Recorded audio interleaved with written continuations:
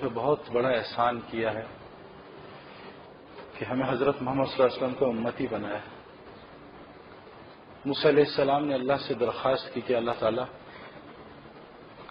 تو نے بنی اسرائیل میری امت کو بہت خاص فضیلتیں دی ہیں، ان کو جنت سے 40 سال من و سلوہ کھلایا بغیر محنت و شقت۔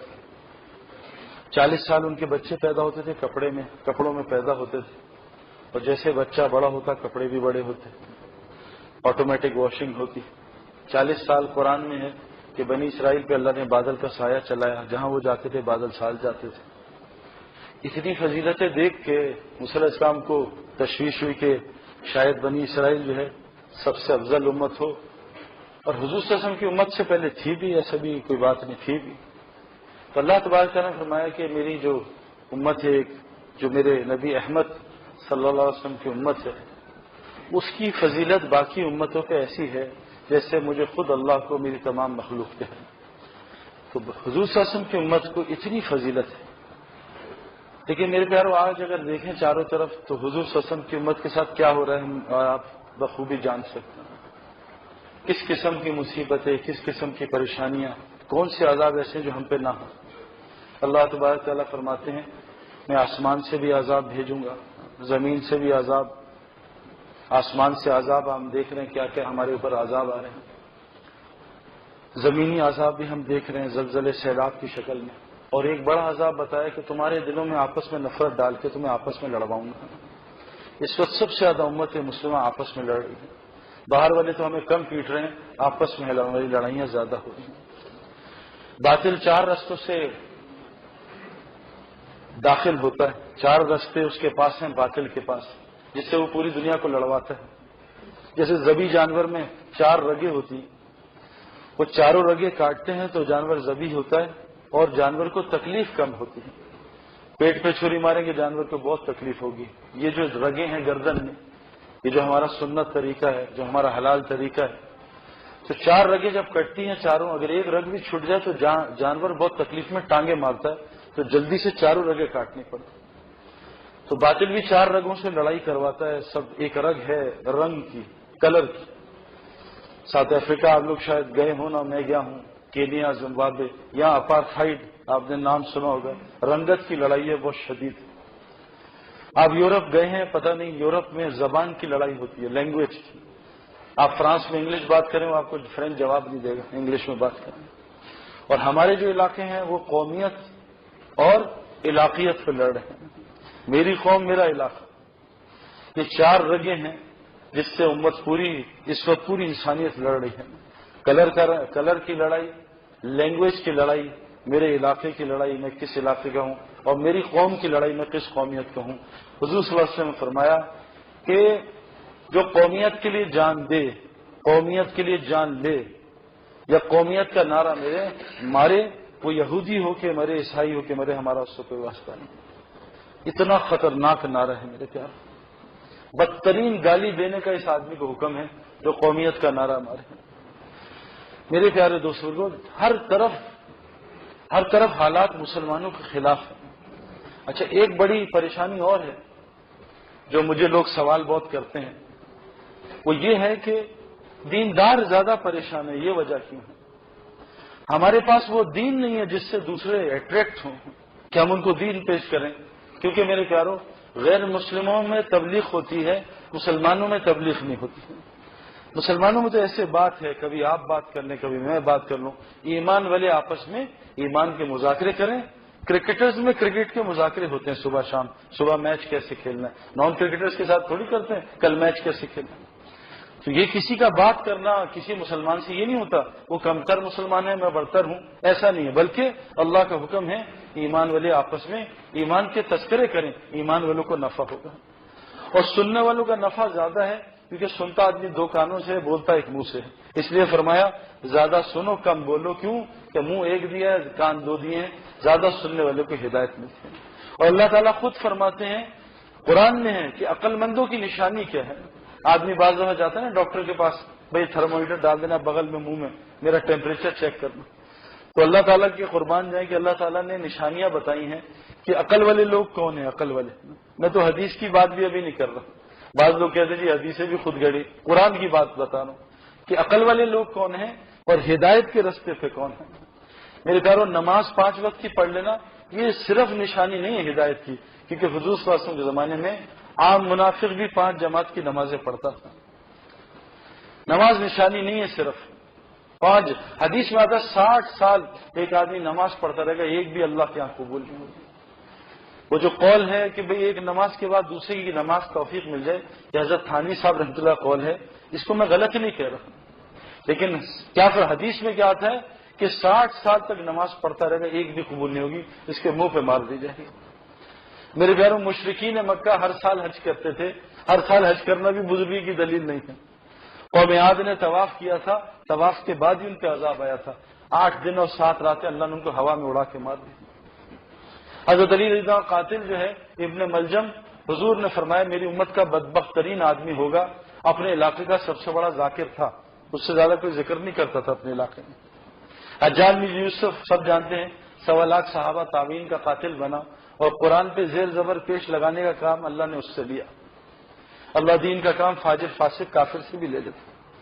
القرآن فرما رہے عقل مند کون لوگ ہیں اور ہدایت والے رستے پہ کون ہیں؟ فرمایا جو اللہ کی بات سنتے ہیں غور سے، قرآن میں جب اللہ کی بات ہو رہی ہو تو غور سے سنتے، انہیں نیند نہیں آتی یا انہیں سستی نہیں ہوتی۔ اگر دین کی بات سن کے سستی ہو رہی ہے تو ہم ہدایت کے رستے پہ نہیں ہیں، ہماری عقل ٹھکانے نہیں ہے۔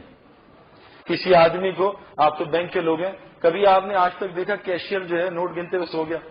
کبھی نوٹ گنتے اسے نیند آ گئی نہیں؟ تسبیح پڑھتے ہوئے عام نیند آتی ہے، قرآن پڑھتے ہوئے عام نیند آتی ہے، بیان سنتے ہوئے عام جوائیاں آتی ہیں۔ کبھی دیکھا نہیں ہوگا آپ نے کہ نوٹ گنتے ہوئے نیند آ رہی ہے؟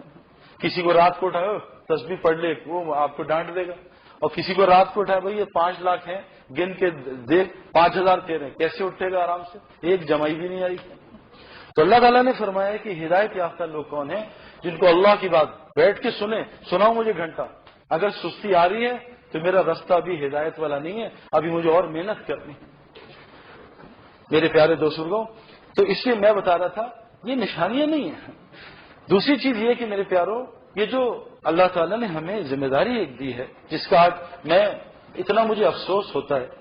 میں اس دفعہ ایک بزرگ کے ساتھ بیٹھا تھا، عالم تھے، میں اپنی طرف سے نہیں مار رہا، ان سے میں نے کہا، سعودی عرب میں ایک مسجد میں بیٹھا تھا، نام نہیں لوں گا، ایک مسجد میں بیٹھا تھا تو امام نے جمعے میں خوب بدوائیں دی، یا اللہ یہود کو برباد کر دے، نصارہ کو برباد کر دے، ان کو برباد کر دے، ان کو برباد کر دے۔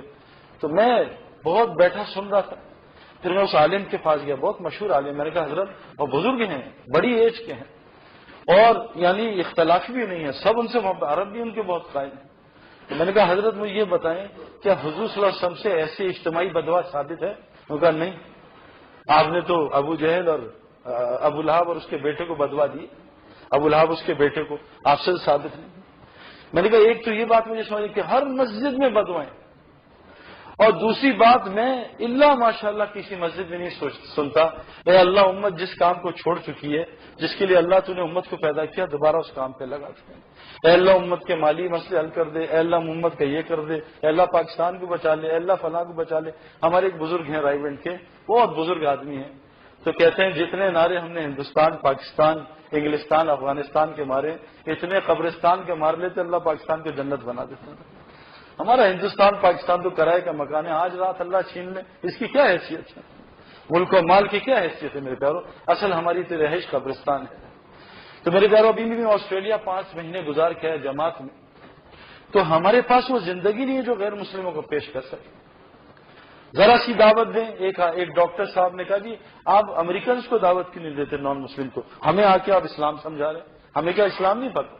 تو ہم نے کہا چلو آپ دعوت دے کے دکھاؤ کیسے دینی ہے، ہم تو ایلین ہیں، ہم تو پاکستان سے ہیں، آپ دعوت دے دو۔ تو نیو یارک کا مرکز ہے بروکلن میں، چلو اس کالے سے بات کریں ذرا۔ اب ڈاکٹر صاحب نے کہا بھائی بات سنو، میں تمہیں اسلام کی دعوت دوں گا۔ اسٹاپ مین، اسلام کو میں جانتا ہوں، تمہارے جو کمپینین تھے حضور صلی اللہ علیہ وسلم تمہارے نبی کے، وہ جب مہاجروں نے انصار جب ہجرت کی، جب انصار کے پاس گئے تو انصار نے کہا بھی یہ کاروبار ہے، آدھا تمہارا آدھا میرا، اور بہتر والا تمہارا کمتر ہمارا، آدھا مکان تمہارا آدھا ہمارا۔ یہ 4 بیویاں جس سے شادی کرنی ہے پسند کر لو، ہم طلاق دیتے ہیں شادی کر لو۔ میں تم سے نہ کام مانگ رہا ہوں، نہ مکان، نہ بیوی، میں تم سے کہہ رہا ہوں میں ابھی کلمہ پڑھتا ہوں، اپنی بیٹی میرے نکاح میں ابھی ڈال دوں. میں کہا بھائی یہ تو میں نہیں کر سکتا. میں کہا بھائی جاؤ اپنا کام کر. میرے پیاروں ہم دعوت نہیں دے سکتے ان کو. کیوں؟ ہمارے پاس وہ دین نہیں ہے. ہمارے دین کو دیکھ کے کوئی دین کی طرف آتا نہیں. ہمارے پاس ایسی نماز نہیں ہے جو کہ ہمارے کام بنا رہی ہو کہ میں کہوں جی آؤ میں ذرا نماز سے تمہیں اپنا بخار اتروا کے دکھاتا ہوں. آؤ میں زمزم پیتا ہوں تمہیں اپنا بخار اتار کے دکھاتا ہوں. اللہ کے نبی نے اس میں شفا بتائی ہے. نماز میں شفا ہے. نماز میں طاقت ہے، صحت ہے. نماز رزق کو کھینچتی ہے. میرے پیاروں ہماری نماز بڑھتی جاتی ہے اور رزق دبئی اور چائنا اور امریکہ پہنچ جاتا ہے. نماز رزق کو دور کر رہی ہے. عبداللہ بن مسعود رضی اللہ عنہ، ایک آدمی زمین پہ تڑپ رہا ہے. آپ نے منہ نیچے کیا، اس کے کان میں دونوں طرف کچھ دم کیا، وہ ایک دم اٹھ کے کھڑا ہو گیا. لوگوں نے جا کے حضور صلی اللہ علیہ وسلم کو بتایا. حضور صلی اللہ علیہ وسلم نے فرمایا عبداللہ تو نے کل رات کو کیا پڑھا تھا؟ یا رسول اللہ سورہ مومنون کی آخری آیتیں افحسبتم انما خلقناکم عبثا. میں نے یہ دونوں کانوں میں اس کے دم کی. کہا عبداللہ بن مسعود یہ تو پہاڑ پہ دم کرتا پہاڑ ریزہ ریزہ ہو جاتا. میرے پیاروں ہم پورا قرآن کی تلاوت کرتے ہیں ہمیں کچھ بھی نہیں ہوتا. اس کی وجہ ہے بڑی. میں آپ کو اس لیے نہیں کہہ رہا خدا نخواستہ یہ غلط چیزیں، یہ کہہ رہا ہوں اس کا اثر نہیں ہو رہا. پیناڈول یہاں گئی 20 منٹ میں 10 منٹ میں سر درد اتر گیا. یہاں لوموٹل کھائی اور دست رک گئے. لیکن یہاں قرآن پڑھا اور فقیر ہو گئے. میرے پاس روزانہ 8-10 خط آتے ہیں صرف یعنی پیسے مانگنے کے، اور دینداروں کے آتے ہیں، شکلاً دیندار عملاً دیندار. میرے پیارو حضور صلی اللہ علیہ وسلم کی حدیث ہے جو قرآن کو صحیح پڑھے غنی نہ ہو میری امت میں سے نہیں ہے. میرے پیارو سورہ یاسین تو ہر مسئلہ حل کر دیتی ہے. ہمارے کیوں حل نہیں ہو رہا؟ اللہ تعالیٰ قرآن میں فرمایا اے میرے نبی ہم نے آپ کو معاش کمانے کر رہے ہیں، وہ تو ہم آپ کو دیں گے. میرے پیارو ہمارا تو سارا وقت معاش کمانے میں لگ رہا ہے. ہم کیسے دین کا کام کریں گے؟ 4 کام ہم نے کرنے ہیں، ان 4 کے بغیر ہم بچیں گے نہیں. ایمان بھی لانا ہے، ماشاءاللہ ہم لے کے آئے، اور سارے نیک اعمال بھی کرنے ہیں، اور حق کی تبلیغ بھی کرنی ہے. میرے پیارو ہمارا تو ٹائم ہی تبلیغ کرنے کا. ابھی تو اپنا دین مسئلے میں پڑا ہوا ہے. میرے پیارے دوستوں جب تک ہم ایمان والے نہیں بنیں گے، جب تک ہمارا دل میں ایمان داخل نہیں ہوگا، میرے پیارو ہمارے اعمال سے وہ رزلٹ نہیں نکلے گا جو صحابہ کے اعمال سے نکلتا تھا. ایک صحابی پھنس گئے جیل میں. جب ہمارے عمران خان صاحب کچھ دنوں کے لیے جیل میں ان کو پکڑ کے لے گئے تھے، اریسٹ کر لیا تھا، تو میں نے ہمارے بزرگ ہیں مولوی سعد صاحب انڈیا کے، ان سے تذکرہ کیا. کہا تم نے وہ حیات الصحابہ میں روایت نہیں پڑھی کہ ایک صحابی ہے یا رسول اللہ میرے بیٹے کو انہوں نے پکڑ لیا ہے، قید کر لیا ہے، میں کیا کروں؟ کہا لا حول ولا قوت الا باللہ کثرت سے پڑھواؤ. اور سورہ توبہ کی آخری 2 آیتیں لقد جاءکم رسولکم من انفسکم، یہ جو 2 آیتیں صبح شام کثرت سے پڑھیں. ان صحابی نے چند دن پڑھا ہے، ان کی جیل بھی خود ٹوٹی، ان کی لوہے کی بیڑیاں بھی خود ٹوٹیں، اور سارا مال غنیمت لوٹ کے مسلمانوں کے پاس واپس پہنچ گئے. میرے پیارو ہمارے لا حول ولا قوت الا باللہ سے کچھ نہیں ہو رہا.